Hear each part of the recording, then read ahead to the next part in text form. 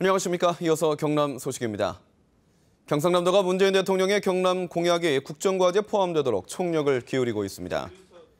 경상남도는 지난 16일 국정기획자문회의 주관 지역 공약 시도 의견 수렴회의에 참석해 경남 공약 5대 비전과 17대 정책을 건의했습니다. 경상남도는 이 자리에서 항공우주산업 특화단지 조성과 첨단 센서 산업과 LNG 벙커링 클러스터 구축, 가야사 복원 등 47개 과제에 대해 정부에 적극적인 지원을 요청했습니다. 문재인 대통령이 신은 사회적 기업이 만든 구두를 신어 화제가 됐는데요. 결국 그 업체는 폐업을 했다는 소식이 전해지면서 사회적 기업에 대한 관심이 높습니다. 올해는 사회적 기업 육성법이 시행된 지 10년째를 맞고 있는데요. 구매 권고를 받는 자치단체는 사회적 기업 제품을 외면하는 것으로 나타났습니다. 김현수 기자가 취재했습니다. 폐 전자제품을 수거해 부품 재활용을 하는 한 사회적 기업입니다. 직원은 12명인데 저소득층이나 여성, 60세 이상 노인이 절반을 차지합니다. 폐 전자제품을 손으로 직접 해체하기 때문에 자원 활용률도 높지만 기계를 이용하는 일반 업체에 비해 경영 수지가 크게 떨어집니다. 영리 기업들과 경쟁을 하기에는 자본이나 노동이나 이런 질들이 아무래도 떨어지기 때문에 그런 부분들을 어떻게 지자체나 그리고 시민들이 이해하고 이처럼 재활용품을 수거하거나 사무용품을 만드는 등 창원시에 있는 이 같은 사회적 기업은 모두 38곳. 하지만 지난해 창원시의 사회적 기업의 물품 구매액은 20억 원에 불과해 총 구매액의 1.9%에 그쳤습니다. 거창군 등 5곳을 뺀 경남 대부분의 자치단체가 정부 권장치인 3%에 크게 못 미치는 등 사회적 기업 제품을 외면하고 있습니다. 1위를 하고 있는 성남시가 460억 원으로 지금 굉장히 많이 차지하고 있는데 특히 이제 창원시 같은 경우는 148위를 하고 있다는 것은 좀 문제가 심각하지 않겠냐. 올해는 사회적 기업 육성법이 시행된 지 10년째. 하지만 자치단체마저 사회적 기업 제품 구매에 소극적이어서 제도 보완이 필요하다는 지적입니다. KBS 뉴스 김현수입니다. 영남권 소식입니다. 대구의 한 가정집에서 열대과일인 바나나가 열려 큰 화제가 되기도 했는데요. 이처럼 지구온난화의 영향으로 대구 경북에서 아열대 과일을 재배하는 농가가 늘어나는 등 과수 지도가 바뀌고 있습니다. 신주현 기자의 보도입니다. 경산의 한 과수 재배 농가. 제주도에서나 볼 수 있었던 한라봉나무를 재배하고 있습니다. 3년 전 처음 심을 당시만 해도 기대 반 걱정 반이었지만 지난해에는 수확량이 3kg들이 500상자에 이를 정도로 풍작을 이뤘습니다. 내년부터는 아예 이름을 800으로 바꿔 시장에 내놓을 계획입니다. 향연을 많이 받거든요.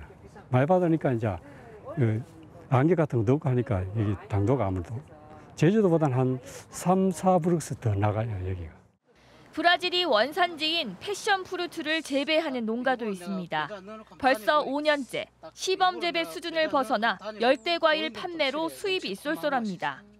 애들 처음 불러가지고 줍기 처음도 하고 또 이거 짜게 갖고 이제 설탕 넣고 청 담는 처음도 하고.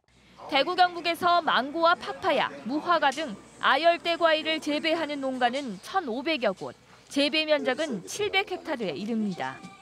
사과가 대구의 대표 과일이 아닌지는 이미 오래됐습니다. 사과 재배 면적은 지난 30년 사이 70% 이상 줄었고 복숭아도 30% 이상 감소했습니다. 사과 산지는 충청을 넘어 강원으로까지 북상했습니다. 한반도 기온이 지난 100년간 1.5도 상승했기 때문입니다. 기후 환경이 따뜻하다 보니까 지역에 잘 자라는 작물로서 앞으로는 온난화에 대비해서 더 많이 재배될 것으로 판단이 됩니다. 기온이 상승하고 재배 환경이 바뀌는 만큼이나 과일 농사의 신품종 육성과 판로 확보 경쟁 또한 갈수록 치열해질 것으로 예상됩니다. KBS 뉴스 신주연입니다. 살아있는 화석으로 불리는 긴 꼬리 투구새우가 울산에서 무더기로 발견돼 눈길을 끌고 있습니다. 뿐만 아니라 점박이 물범에서 팔색조, 수달까지 각종 멸종 위기종이 울산에서 잇따라 발견되고 있습니다. 허성곤 기자가 현장에 다녀왔습니다. 논 사이사이를 분주하게 움직이는 작은 생명체. 언뜻 보면 올챙이 같지만 3억 년 전 고생대 모습을 그대로 간직한 긴꼬리 투구새우입니다. 제목 많았어요. 요 앞에 뭐 물발자국 있는 이 자리에 꾸정물 일으키는 데는 다 그놈들이 복잡복잡했으니까요. 이 긴꼬리 투구새우는 논바닥에서 흙탕물을 일으켜 잡초 발생을 억제하고 왕성한 식욕으로 해충을 먹여치워 농사에 도움을 주고 있습니다. 60, 70년대 논에서 흔히 보였지만 농약 사용이 늘면서 자취를 감춰 한때 멸종위기종으로 분류된 긴꼬리 투구새우. 지금은 울산시가 보호생물로 지정해놨습니다. 울산에 나타난 희귀종은 이뿐만이 아닙니다.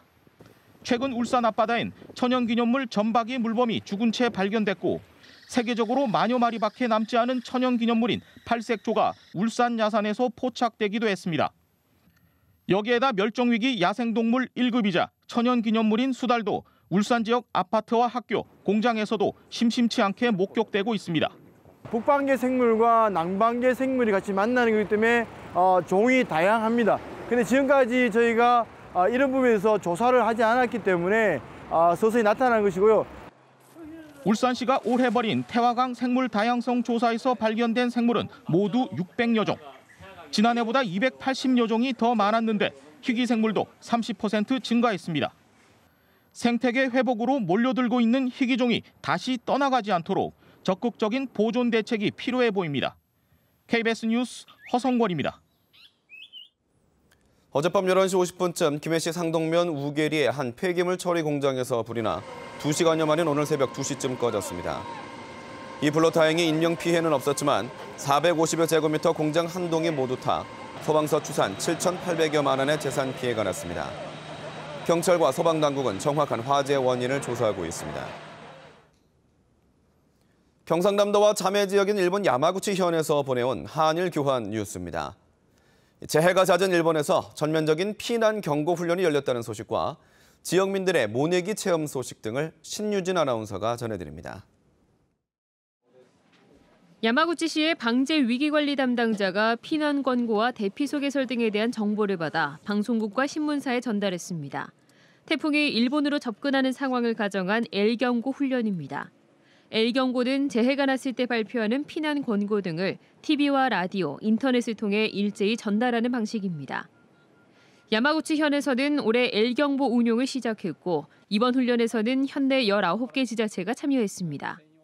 最近雨の降り方も局所的な大雨っていうのが多いですから一つの操作で幅広く出していけるっていう情報を出していけるっていう仕組みなんでですねそれはすごい有効だと思ってますので L경고는 재난에서 인명피해를 줄이기 위해 고안되는 것으로 일본 전국에서 운용되고 있습니다.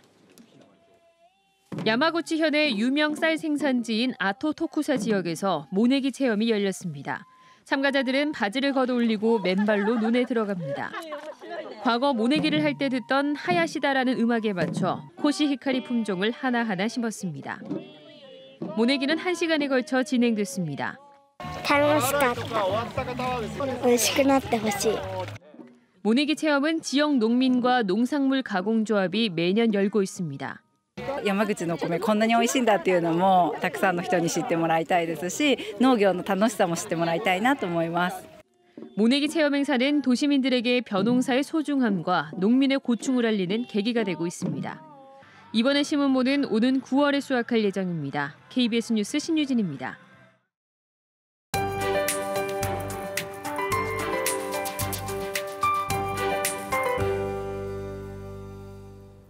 주말 동안 전국이 뜨겁게 달아올랐습니다. 경남 지방은 합천과 밀양이 36도까지 오르는 등 폭염 경보 수준이었는데요. 오늘도 어제만큼 덥겠습니다. 계속해서 폭염 경보가 발효 중인 합천과 밀양, 창녕은 오늘도 35도 안팎까지 오르겠습니다. 맑은 하늘에 햇볕이 그대로 쏟아지면서 자외선도 무척 강하겠습니다.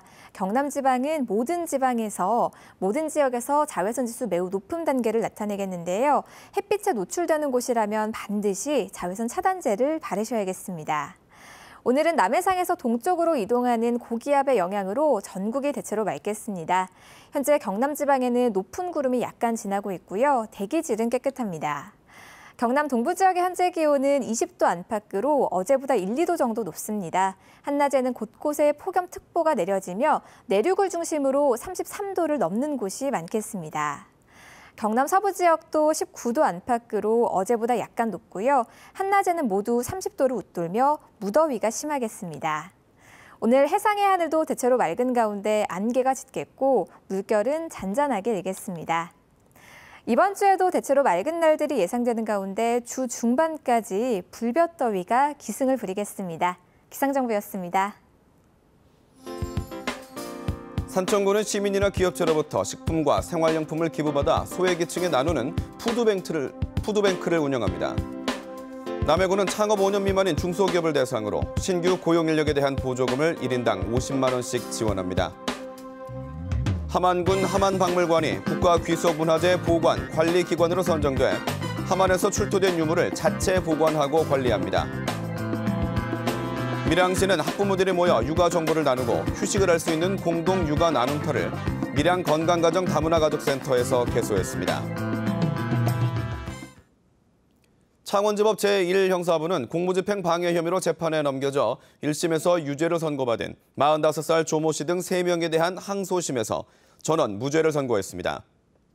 재판부는 당시 경찰관들이 조 씨 등을 연행할 때 지명수배 사실을 알렸지만 형 집행장 발부 사실을 알리지 않았고 조 씨를 구인한 이후에도 형 집행장을 제시하지 않은 점 등을 근거로 당시 경찰 공무집행이 위법했다고 결론을 내렸습니다.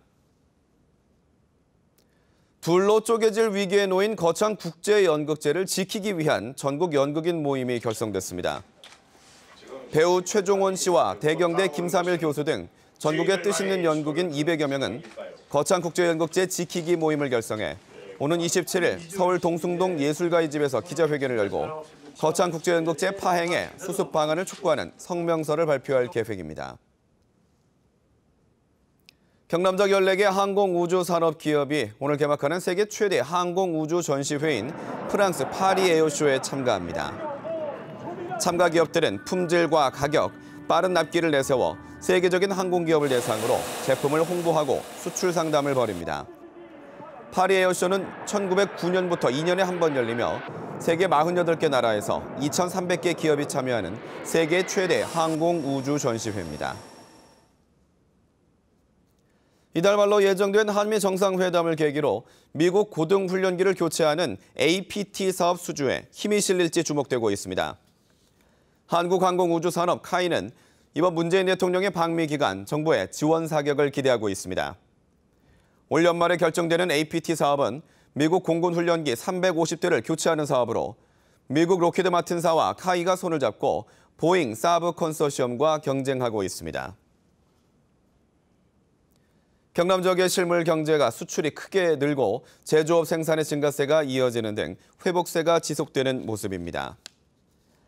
한국은행 경남본부가 발표한 최근 경남 지역 실물 경제 동향 자료에 따르면 올해 4월 기준 제조업 생산은 지난해보다 0.1% 증가했으며 제조업 출하도 0.7% 증가했습니다. 또 수출은 대규모 해양 플랜트 인도에 따라 선박을 중심으로 117.3% 증가했습니다. KBS 뉴스를 마칩니다. 고맙습니다.